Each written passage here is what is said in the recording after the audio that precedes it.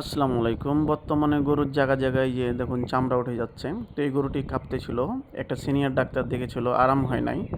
তো আমি গিয়েছি, যেয়ে দেখি পচা পচা ভাব, মানে ওগুলা গ্যাস করতেছে। একটা ইঞ্জেকশন দিয়েছি, আলহামদুলিল্লাহ। সকালে যেয়ে দেখি অনেকটা শুকিয়ে গিয়েছে।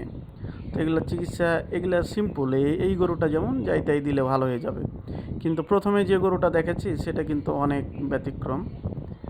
ওটা ভালো ট্রিটমেন্ট না দিলে ভালো হবে না। এই যে দেখুন, এটা কেবল শুরু হয়েছে। পায়ে বিভিন্ন জায়গায়, এই যে দেখুন সামনে পায়ে, পিছনের ওই সাইডে। তো এগুলোকে সিম্পল ট্রিটমেন্ট দিতে হয়, তাহলেই ইনশাল্লাহ ভালো হয়ে যাবে। তো এরকম ভিডিও পেতে অবশ্যই নক দিবেন। এটি আপনারা অবশ্যই ই জিঙ্ক সিরাপ দিবেন, আর আইভারমেকটিন ইঞ্জেকশন দিবেন, এমেকটিন প্লাস একমি কোম্পানির, তাহলে আরাম হয়ে যাবে। যদি দেখা যায় যে না বাড়তেছি, তাহলে সেম ডোজ পুনরায় করতে হবে 3 দিন বা 7 দিন পর।